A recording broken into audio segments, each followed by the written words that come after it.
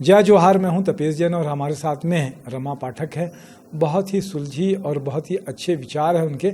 हम लोग यहां पर वुमेंस हेल्पलाइन 181 पूरे देश भर में चलता है। महिलाओं पे जो अत्याचार होते हैं या किसी तरीके का शोषण होता है या किसी तरीके का भी अन्याय अगर हो लगता है कि उनको हो रहा है तो ये हेल्पलाइन 181 काम करती है।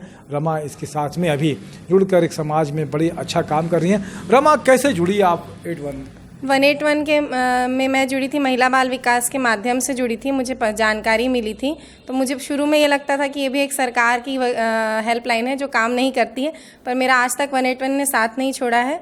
और मेरा केस जो है वो अभी भी मैं जब तक नहीं चाहूँगी, मुझे पता है कि 181 मेरे साथ है, मेरी बैकबोन है।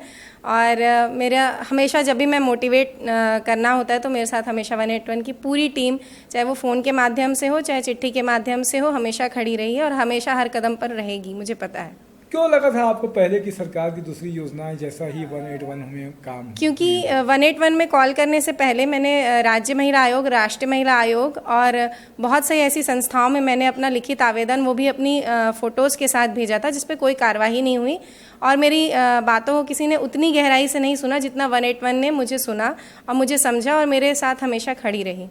क्या लगता है कि 181 से महिलाओं की स्थिति में बेहतर होगा? क्या स्थिति परिवर्तन देखते हो आप? 181 के माध्यम से मुझे लगता है कि महिलाओं की जो स्थिति है वो काफ़ी हद तक बदली है।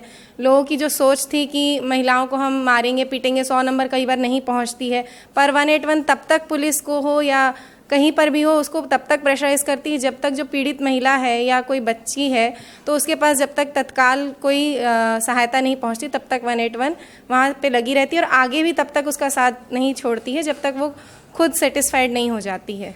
लगता है कि 181 एक तरीके से बैकबोन बता रहे थे कि आप एक गॉड बन के एक ऐसा सिस्टम बन गया कि जो उम्मीद जगाता है और आपकी महिलाओं की भरपूर मदद करता है। हाँ, मैं ये भी हेल्प। हाँ बिल्कुल, मैं ये कह सकती हूँ कि 181 के माध्यम से महिलाओं में बोलने का जो है वो एक प्रचलन शुरू हो चुका है कि लोग अपनी बातें बोलने लगी हैं। महिलाएं पहले फ़ोन नहीं करती थी, पर महिलाएं खुद से जो पीड़िता रहती वो खुद फ़ोन करती। पहले जो कंप्लेनर थे वो कोई और होते थे, वो किसी और के बारे में बताते थे, लेकिन अब महिलाएं खुलकर सामने आने लगी। ये सबसे बड़ा प्लस पॉइंट है 181 का आने से।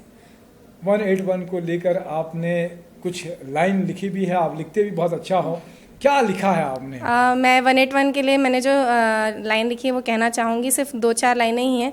नारी के नारों से अंगारों की बोली है, नारी के नारों से अंगारों की बोली है, फूल ही फूल बरसते हैं अगर वो अकेली चलती जाए, फूल ही फूल बरसते हैं अगर वो अकेली चलती जाए, सब कुछ सहती जाए, अगर अपने लिए आवाज़ उठाती है तो चरित्रहीन वो कहलाती है, अगर अपने लिए आवाज़ उठाती है तो चरित्रहीन कहलाती है। इसीलिए मेरा सबसे निवेदन है कि चुप्पी तोड़ो, खुलकर बोलो, 181 पर कॉल करिए। Thank you. बहुत अच्छा आपने समय दिया। मेरे साथ में दिनेश साहू जी भी है। जय जोहार, जय छत्तीसगढ़। जय छत्तीसगढ़, जय जोहार। धन्यवाद।